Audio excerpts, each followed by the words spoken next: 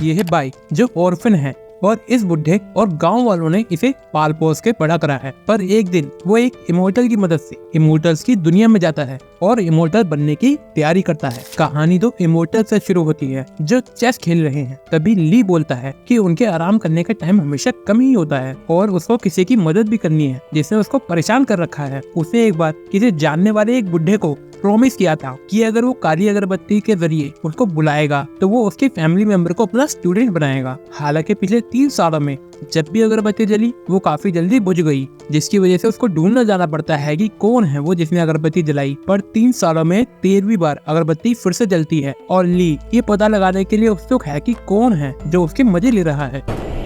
पृथ्वी पर हम देखते हैं कि हमारा मेन कैरेक्टर बाई ही वो है जो 3 सालों से अगरबत्ती जलाकर उसको बुझा देता है। वह खुद को शांत करता है ताकि इस बार भागने की बजाय वे इमोर्टल ली को अपना मैसेज दे सके। ली को बुलाने के टाइम पर बाई पर बिजली गिरने लगती है और बाई के गांव के लोग भगवान से प्रार्थना करते हैं और गांव का मुखिया भी रिक्वेस्ट करता है कि वे बाई के साथ थोड़ा नरम बर्ताव करें क्योंकि उन सभी ने उसको बड़े होते हुए देखा है। पहाड़ पर बाई बिजली से डर कर हार मानने वाला है, लेकिन आसमान से एक आवाज उसे काली अगरबत्ती के साथ खेलने के लिए डांटती है और वो आवाज किसी और की नहीं ली की है। और बाई कहता है कि वह 3 साल 2 महीने 13 दिन और 20 घंटों से उसका इंतजार कर रहा था। ली जानना चाहता है यदि बाई इतना बड़ा डरपोक है तो क्यों उसने बार बार काली अगरबत्ती जलाई। बाई ने बताया कि जब वह छोटा था तब उसके माता पिता की मृत्यु हो गई थी और सभी बदसूरत गाँव वाले उसके दूसरे माता पिता बने। हर कोई जानता है कि अगरबत्ती जलाने से इमोर्टल आएगा जो बाई को अपने स्टूडेंट के रूप में स्वीकार करेगा। इसलिए हर बार जब भी वो अगरबत्ती जलाता था तो गांव वाले उसे उनके पास रुकने के लिए बोलते थे और वह रुक जाता था। बाई बोलता है कि वह भी इमोर्टल बनना चाहता है और इसलिए वह उसका स्टूडेंट बनने को तैयार है। ली उसे ले जाने के लिए तैयार है, लेकिन बाई बोलता है कि वह पहले गांव के बदसूरत मुखिया को अलविदा कहना चाहता है। बाई का मानना है कि मुखिया ही वह है जो उसे खोने के बारे में सोच भी नहीं सकता है, लेकिन गांव में तो कुछ और ही चल रहा है। मुखिया भगवान को धन्यवाद देता है क्योंकि बाई जा रहा है और लोग पार्टी करने लगते हैं कि मुर्गा चोर हमेशा के लिए जा रहा है और उनकी पार्टी बंद हो जाती है जब बाई बोलता है कि वो एक दिन वापस जरूर आएगा और वे सभी अपने मुर्गों को छुपाने लगते हैं। ली बाई को ट्रेनिंग के लिए इमोर्टल सेक्टर में ले जाता है और उसको कहीं छोड़ देता है। फिर जैंग नाम का बंदा उससे मिलता है जो उसे देखकर बोलता है छोटी बच्ची हो क्या कि फायर किचन में एक नया बंदा आया है। तभी बाओ नाम का एक साइड कैरेक्टर आता है जो इस बात से खुश नहीं है कि फायर किचन ने बाई जैसे कमजोर लड़के को कैसे ले लिया है। बाओ ने बताया कि स्पिरिट स्टोन खरीदने के लिए उसने पिछले 7 वर्षों में भोजन और अन्य खर्चों को काफी कम किया है और उसका मानना है कि इससे उसे फायर किचन में एंट्री करने में मदद होगी। उसे यकीन है कि बाई ने उसकी जगह चुराई है और वो बाई की धुलाई करने के लिए उस पर हमला करता है। जैंग ने समय रहते बाई को बचा लिया और 2nd लेवल के कल्टीवेटर होने के बावजूद उसने जैसा बर्ताव किया उसके लिए उसने बाओ को काफी डांटा। जैंग ने उसे अब और न लड़ने के लिए कहा, लेकिन बाओ ने बाई को अपना कट्टर दुश्मन बना लिया है। वह बाई को एक निशान देता है और बताता है कि समय आने पर उनमें से एक को मरना होगा। बाओ भाग जाता है और जैंग बाई को बोलता है कि जब तक वह बाओ का सामना करने का प्रयास नहीं करेगा वो ठीक रहेगा। इसके बाद जैंग बताता है कि फायर किचन बुजुर्गों के लिए भोजन तैयार करता है और सभी चीजें बहुत अच्छी क्वालिटी वाली है जो ट्रेनिंग के लिए अधिक शक्ति प्रदान करती है। बाई फायर किचन का 9वां सदस्य है और उसे उसके डिवाइन इंस्ट्रूमेंट को चुनने के समारोह में ले जाया जाता है। उसे लगता है कि उसे काफी सारे महत्वपूर्ण वस्तुओं के बीच में से इंस्ट्रूमेंट चुनना होगा, लेकिन ये देखकर हैरान हो जाता है कि वहाँ पर तो सिर्फ कढ़ाई है। बाई परेशान है क्योंकि उसे लगता है कि वो कढ़ाई को उठा नहीं पाएगा क्योंकि कढ़ाई जैंग के पेट से भी ज्यादा बड़ी है। लेकिन जैंग कहता है कि अगर वो कढ़ाई उठा लेगा तो वह पूरी तरह फायर किचन का मेंबर बन जाएगा और अन्य लोग उसे परेशान भी नहीं करेंगे। कुछ समय बाद बाई अपने लिए एक कढ़ाई चुनता है जिसको देखकर हर कोई हंसता है क्योंकि वे कछुए की पीठ की तरह दिखती है। इसके बाद जैंग उसे समझाता है कि 10 जरूरी कंसंट्रेशन लेवल है। आप जितनी अधिक चीजें सीखोगे आपका लेवल भी उतना ही ऊंचा होगा। सभी 10 महत्वपूर्ण कंसंट्रेशन लेवल तक पहुंचने के बाद एक व्यक्ति फाउंडेशन एस्टेब्लिशमेंट लेवल को कल्टीवेट कर सकता है। इस सेक्टर के स्टूडेंट केवल लेवल 3 की कंसंट्रेशन को ही हासिल कर सकते हैं जहाँ फायर किचन स्थित है और आगे के लेवल प्राप्त करने के लिए उन्हें बाहरी सेक्टर में जाना होगा। हालांकि वे बताता है कि इन सब में काफी टाइम लगेगा और बाई समझ जाता है कि उसे अपना बचाव करने के लिए कड़ी मेहनत करनी होगी और बाओ का खून और अपना पसीना बहाना होगा। बाई को उस रात ट्रेनिंग करते हुए काफी दर्द होता है और उसे एक अजीब आवाज सुनाई देती है और वह सोचता है कि वो बाओ की आवाज है, लेकिन जब वह रसोई के अंदर नजर डालता है तो बाकी मेंबर्स को खाना ठूसते हुए देखता है। और हमें पता चलता है कि बाव भी बाहर है और बाव घोषणा करता है कि बाई हमेशा के लिए फायर किचन में चिपकर नहीं रह पाएगा और वो कसम खाता है कि जब वो जैंग के पल्लू से बाहर निकलेगा तो वह उसे खत्म कर देगा। अंदर बाई कहता है कि वे और नहीं खा सकता है, फिर भी वो कसम खाता है कि वे किसी को नहीं बताएगा कि उन सभी ने स्पिरिचुअल खाना ठूस ठूस कर खाया है। बाई को समझाया जाता है कि क्योंकि फिर नया है, बाई को अपने शरीर को साफ करने के लिए स्पिरिचुअल खाना खाना बहुत जरूरी है और वो उसको खाना कैसे खाना है वो भी सिखाते हैं। जैसे जैसे वे अधिक स्पिरिचुअल खाना खाते हैं उनकी दोस्ती और भी मजबूत हो जाती है और बाई को ये जानकर हैरानी होती है कि उसके शरीर से आग निकल रही है। अगली सुबह बाई ये देखकर हैरान रह गया कि एक्सरसाइज करने पर उसके शरीर में अब दर्द नहीं हो रहा है और वे अपने पूरे शरीर में की ऊर्जा को महसूस कर सकता है। वे ट्रेनिंग करने के लिए पहले से कहीं ज्यादा उत्साहित है और कुछ समय बाद उसे ये जानकर खुशी होती है कि उसने उसकी स्पिरिचुअल शक्ति पर नियंत्रण हासिल कर लिया है। बाई को भूख लगती है और वे अपनी कढ़ाई में एक स्पिरिचुअल चावल का एक दाना पकाता है जिससे वह हैरान हो जाता है। बाद में अन्य लोगों को चिंता होती है क्योंकि उन्होंने बाई को काफी दिनों से देखा नहीं था, लेकिन उसने बताया कि वे अपनी ट्रेनिंग के लिए अब गंभीर है। जैंग बाई के पहले कंसंट्रेशन लेवल तक तेजी से पहुंचने पर आश्चर्यचकित है। बाई बताता है कि जो उसने चावल खाया था ये उसका कमाल है और हर कोई बाई पर हंसता है क्योंकि चमकदार चावल जैसी कोई चीज नहीं होती है और ऐसे चमकदार चावल केवल तभी अवेलेबल होते हैं जब उसे रिफाइन किया जाए। वह आगे कहता है कि रिफाइन करने की क्षमता बाई की ट्रेनिंग से अभी बहुत आगे है। वह भविष्य में रिफाइन करना जरूर सीखेगा। इसके अलावा रिफाइन के 3 रूप हैं: हथियार को मजबूत बनाने के लिए रिफाइनिंग, दवाइयों के फॉर्मूलाज को बेहतर बनाने के लिए एलिक्सर रिफाइनिंग और स्पिरिचुअल रिफाइनिंग। स्पिरिचुअल रिफाइनिंग सबसे रेयर है और कुछ ही लोग उसे हासिल कर पाते हैं। इसके लिए दुनिया की ऊर्जा को किसी चीज में जबरदस्ती डालना होता है। हर सक्सेसफुल रिफाइनमेंट एक खास निशानी छोड़ती है और व्यक्ति की शक्ति हर सफल रिफाइनमेंट के साथ दोगुनी हो जाती है। बाई हैरान है कि क्या उसने उस रात चावल के दाने को स्पिरिचुअल रिफाइन किया था क्या?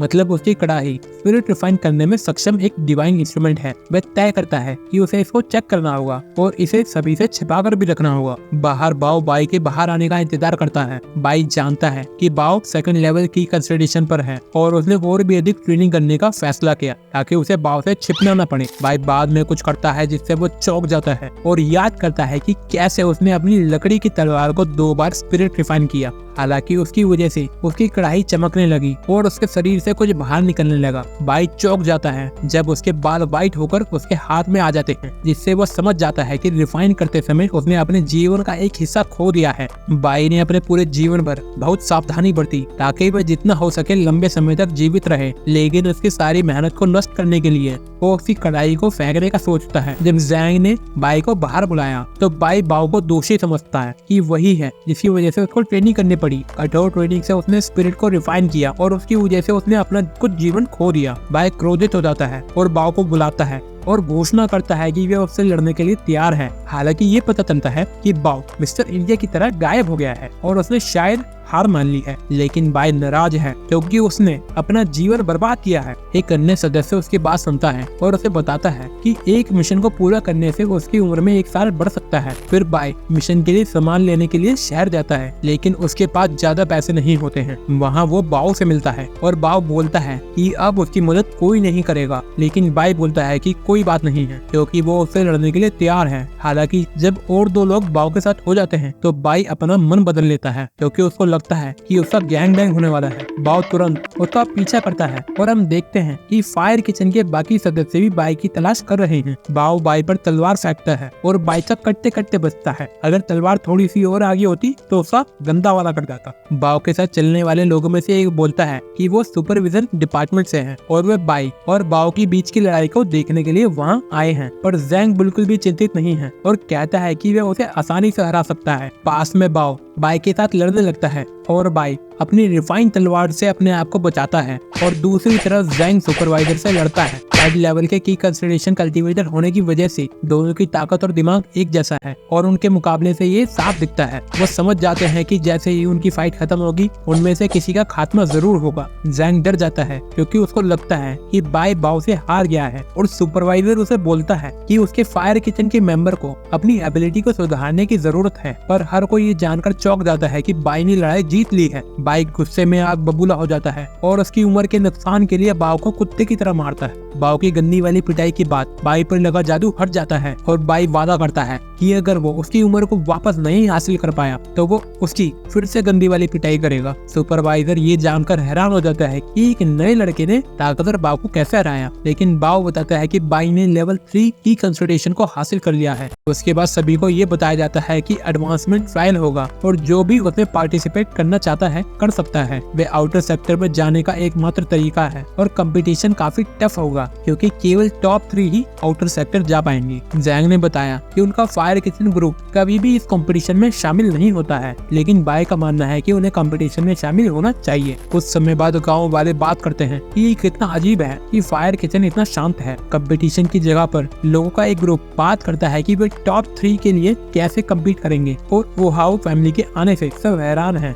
गाड़ी में से पहले एक बंदर की तरह दिखने वाली लड़की बाहर निकलती है और उसके बाद एक और अजीब सी छोटी बच्ची गाड़ी से बाहर निकलती है, पर सब वहाँ से भाग जाते हैं। उन्हें इस बात में ज्यादा दिलचस्पी है कि फायर किचन कंपटीशन में हिस्सा लेने के लिए आया है। बाय कंपटीशन की जगह पर आता है और अब भीड़ को देखकर हैरान हो जाता है। वह जैंग को समझाता है कि चाहे कुछ भी हो उन्हें अपनी रणनीति के अनुसार काम करना है और जैंग उसकी बात समझ जाता है। हमें फिर पता चलता है कि फायर किचन का प्लान क्या है। फायर किचन के लोग तीनों स्थानों को अपने लिए हासिल करना चाहते हैं, लेकिन उन्हें पता है कि ऐसा करने के लिए उन्हें एक मजबूत प्लान की जरूरत है। हर कोई हैरान हो जाता है जब बाई ने अपना प्लान बताया कि उन्हें बस वेट करना है क्योंकि ये गारंटी है कि पहली लड़ाई काफी गंभीर होगी। बाई चाहता है कि वे आराम से बैठे और देखते रहें। दूसरी ओर बाकी सब खुद को थका देंगे और उनकी एनर्जी बची रहेगी। उनका ग्रुप कंपटीशन की तैयारी काफी महीनों से कर रहा है, लेकिन उन्हें ये जानकर हैरानी होती है कि ये उनकी सोच से काफी ज्यादा मुश्किल है। टीम के अन्य मेंबर बाई को प्रोटेक्ट करते हैं ताकि बाई सबसे आगे निकल सके। लोग जितना ऊपर चढ़ते हैं उनकी गति उतनी ही कम हो जाती है, लेकिन अन्य कॉम्पिटिटर्स बाई की स्पीड देखकर हैरान हो जाते हैं। चैन सुपरवाइजर पहाड़ पर चढ़ते हुए फायर किचन के लोगों से मिलता है। चैन को ये अजीब लगता है कि फायर किचन हमेशा से सबसे अधिक लाभदायक सेक्टर रहा है। कंपटीशन में भाग लेने का उनके पास कोई कारण नहीं है और आश्चर्य में है कि इस बार उन्होंने क्यों भाग लिया है। हालांकि फायर किचन के साथ बने रहने का चैन का प्रयास फेल हो जाता है और वे पीछे रह जाता है और पीछे से धमकियां देने लगता है। इस बीच बाई मुश्किल रास्ते पर पहुंचता है और जैंग की इन्फॉर्मेशन को याद करता है और उसे याद आता है कि कंपटीशन की आखिरी चुनौती मिट्टी से बने 5 लकड़ी के खंभे होंगे और तैरती चट्टानों को एक ऑर्डर में करेंगे तो रास्ता सामने आएगा। और तैरती चट्टानों को देखकर ये लगता है कि ये पेंडोरा की चट्टानें हैं। जैंग ने उसे ये भी बताया कि कंपटीशन ज्यादा कठिन नहीं है और यदि वह गिरता है तो मरेगा नहीं, लेकिन बाई को उसकी बात पर विश्वास नहीं होता। वह तैरती चट्टानों के टुकड़ों को सही से लगाना शुरू कर देता है, लेकिन पूरे समय उसे डर लगता रहता है। चट्टानों को अरेंज करते करते वो टाइम आता है जब उसको केवल एक टुकड़े को हिलाना बाकी है और वो उस पर छलांग लगाता है, लेकिन एक हवा चलती है और उसकी हवा निकल जाती है। थोड़ी देर के लिए एक पक्षी उसकी मदद करता है, लेकिन जल्द ही वो उड़ जाता है और बाई छोटी बच्ची की तरह रोने लगता है क्योंकि वह गिरकर मरने वाला है।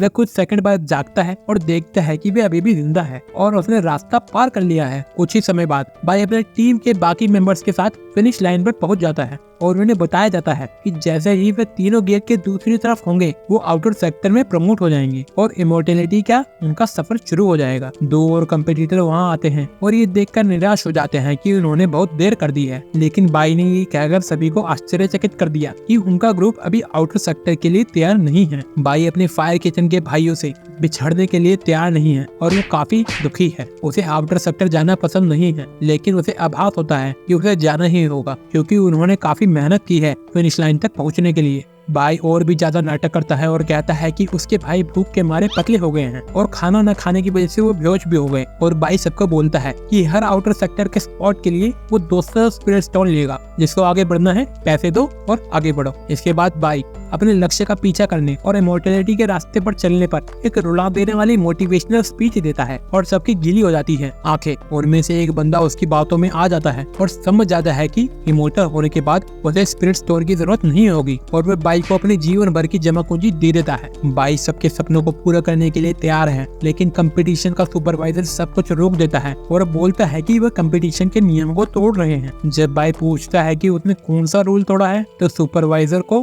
कोई रूल याद नहीं आता जो वो उसे बता सके, पर बाई एक एक करके सारे रूल याद दिलाता है। घंटों बीत जाते हैं और हम देखते हैं कि बाई अभी भी रूल्स बता रहा है और अंततः सुपरवाइजर को सभी 386 रूल बता देता है। बाई फिर स्पिरिट स्टोन्स की बोली चालू करता है और सेकंड स्पोर्ट की बोली लगाता है, क्योंकि वह कोई भी रूल नहीं तोड़ रहा है। वह पहले स्पोर्ट को बेच देता है और सेकंड स्पोर्ट के लिए कई लोग 300 स्टोन तक देने को तैयार हैं, लेकिन ओहाओ फैमिली की छोटी बच्ची 10 गुना अधिक राशि देने को तैयार है। बाई उसकी बोली से आश्चर्यचकित होता है, लेकिन प्यार से उसके ऑफर को एक्सेप्ट कर लेता है और अब वह ऑफिशियली आउटर सेक्टर की सेकंड स्टूडेंट है। चैन भी ठुमक ठुमक के जल्द ही वहाँ आता है और ये सब बकरोली देखकर हैरान हो जाता है कि ये सब क्या हो रहा है, लेकिन सुपरवाइजर ने उसे बताया कि वे किसी भी नियम को नहीं तोड़ रहे हैं। सुपरवाइजर ने बताया कि ऐसा पहली बार हुआ है 17-18 सालों में कि कोई आया है मेरे ख्यालों में। सुपरवाइजर ने बताया कि ऐसा पहली बार हुआ है और उन्होंने सभी को अपने साथ लॉ इन्फोर्समेंट हॉल में चलने को बोला। वे सभी तैयार हैं क्योंकि उन्हें पता है कि वे कोई भी रूल नहीं तोड़ रहे हैं। दूसरी ओर चैन जो हो रहा है उससे खुश नहीं है और बाई को आउटर सेक्टर का स्टूडेंट बनाने के लिए